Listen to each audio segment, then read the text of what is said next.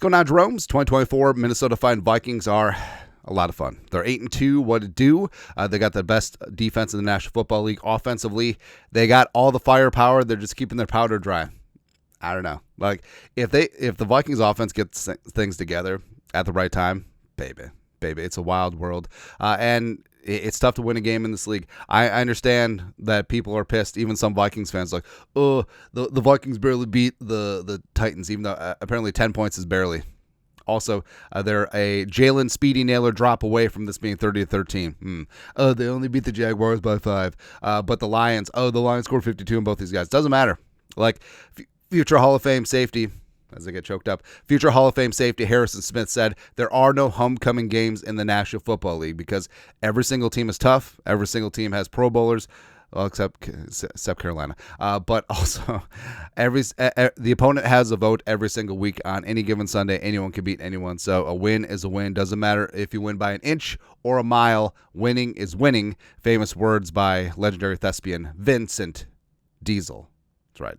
But of course, as the Vikings are rolling along, the comparisons to the 2022 Vikings are inevitable, right? So 2022, Kevin McConnell's first season at the helm. And remember, this is when we got introduced to point differential. Oh, point differential is the be-all, end-all. Vikings are frauds. Which, I don't know, the playoff game, maybe it's true. Right, but we know who's to blame here, right? All season long, the Vikings defense was subpar. Donachelle sitting back, only rushing 4, not getting home with 4, playing soft zone, getting picked apart. How do you allow 431 yards of offense and 31 points to Daniel frickin' Jones? That's how he got that contract, and 10% to the big guy. I swear to Christ, if Donatell didn't get 10% of Daniel Jones' contract as like a tithe, not that I'm still mad. And not that I still remember exactly the amount of yards that the stupid Giants had. Anyways, doesn't matter. Long story longer, ESPN, the worldwide bleeder of viewers, actually had a pretty good piece today. Kevin Seifert, ESPN, who's not Carl Gerbschmidt.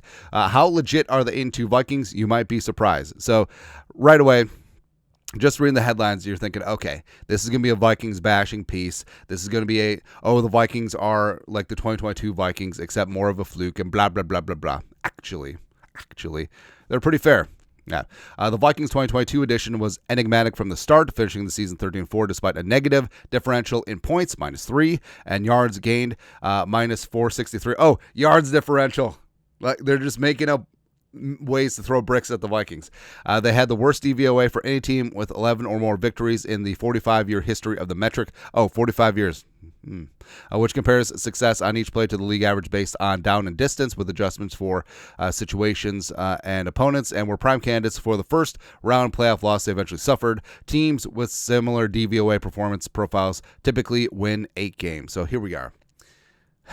That was the appetizer. That was the amuse-bouche to this meal. It's just going to be a giant pile of poop. We're just ready for it. The 2024 Vikings 2024 team is more formidable, both in the underlying data and via the eye test. The Vikings rank 5th in the NFL in point differential, 74, 9th in yards differential, 318, and 4th in DVOA. In other words, their victories have been more sound, forceful, and meaningful for making future projections than in 2022, and their losses have been less damaging. Quote, There's just no comparison between the two teams, said Aaron Schatz, the creator of DVOA, who is now the chief analytics officer of fantasy and a contributor for ESPN. The 2022 team was close to the strangest year I've ever seen. This year is a completely different situation. The Vikings this season are playing like an 8-2 team. There's no luck involved here. They have played that well. Wow. I was not expecting that. That was a bit of a curveball, right? And of course, this is the same ESPN that predicted the Vikings will finish 4-13 with the number 1 overall pick, Travis Hunter. I don't know, but it's kind of nice. So diving on in here, if anything, outside observers underestimated the Vikings defense. Well, I guess you should underestimate me. In addition to its DVOA rankings, number 1, it stands atop the league in opponent QBR, 49.7, and it's tied for first in takeaways, 21. Only 2 teams have total more sacks. The Vikings have 35. The Vikings' 2 losses have come against the best quarterbacks they faced, Jared Goff and Matthew Stafford. Their defensive performance has come against the 7th most difficult schedule of opposing offenses per DVOA. And of course, yes, the Vikings did lose to the Lions, 4 touchdowns allowed, as well as to the Rams, 4 touchdowns allowed. That game was without Blake Cashman. Now, I'm not saying that he's the be-all, end-all, but I mean, things get a lot tighter if 51 is in there. Everyone is allowed to play their normal spot, and the Vikings get after things, so noteworthy. Pretty noteworthy. Also, saying that Jared Goff is playing fine this year in the Ben Johnson offense. Matthew Stafford to Stafford, but I don't know, better than Jordan Love, better than Stroud, even though Stroud sets some up and down moments. I was told that Aaron Rodgers is a legend. What about Purdy? Purdy was pretty good that day, especially in catch-up mode. But yeah, the defense is slightly better than the 2022 version. And then also the offense. So receiver Justin Jefferson, who has managed to compile the NFL's second most receiving yards, 912, despite vigilant attention from opposing defenses, said the Vikings would be a wonderful team if they could put it all together. Everything is wonderful now. Quote, if our defense is doing great and forcing turnovers and getting us the ball back, he said, and we're getting the ball back and scoring off those turnovers, and the whole entire game we just dominate, I feel like a lot of people wouldn't be able to compete with the different guys we have on this team. We're waiting for that day when we can put it all together for sure. And he's not wrong.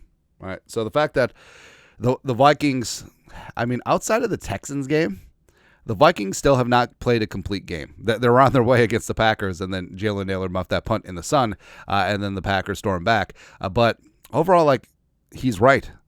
Like, even the impressive wins, even the close wins, even the close losses, like, this team has not played a complete game, and that should actually make you feel good. It makes you feel frustrated, for sure, but it should also make you feel good. It's like, hey, this team is 8-2, and they're still figuring things out, mainly on offense. The defense is good to go. Don't get me wrong, outside of the 98-yard touchdown Will Levis. But offensively, if they can just hit it and quit it and get this thing together, especially come playoff time, whoo, baby, it's a wild world. So, and lastly, an 8-2 team that hasn't pulled it all, who hasn't yet, let's try that again. An 8-2 team that hasn't yet put it all together, that sounds different. Indeed, it does. Absolutely, indeed it does. So ESPN, they completely redeemed themselves with an actual fair and balanced piece. It is kind of crazy. Anyways, your thoughts are thoughts. Take a look at ESPN's thoughts on the 2024 Vikings versus 2022 Vikings. Let us know in the comment section below. Subscribe for daily Vikings takes. Want to support the work? Put a little something in the Venmo. But till next time, Skol, production value.